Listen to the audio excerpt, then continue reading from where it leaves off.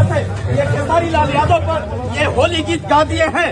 ये बहुत बड़ी बयान, कल से इनका गाना वायरल चल रहा है। खेसारी लाल यादव जबरदस्त तरीके से बड़े भाई बताए, बाकी खेसारी लाल यादव बड़े भाई बोले हैं। छोटा भाई मैं चाहता हूँ स्टार तो है ये, पॉलिटिक्स में आया है तो उसमें भी बड़ा तो क्या आप भाजपा में शामिल करेंगे अपने छोटे भाई के खेसारी लाल यादव? लेकिन आप तो बहुत मान सम्मान करते हैं, सभी लोग के मान सम्मान देते हैं। मैं चाहता हूँ कि मेरे साथ हो। हाँ, लेकिन ले आएंगे अपनी बात। आज सभा भेजने वाले हैं, बहुत बड़ी खुलासा कर रहे हैं।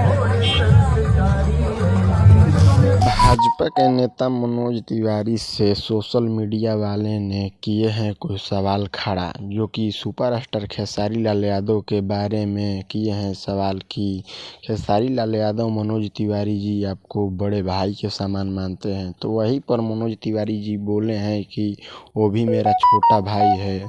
तो हम भोजपुरी के दर्शक से पूछना चाहते हैं कि आप लोग का क्या राय है, अपना राय कमेंट बॉक्स में बताइए। चैनल पर नहीं तो चैनल को सब्सक्राइब कर लीजिए।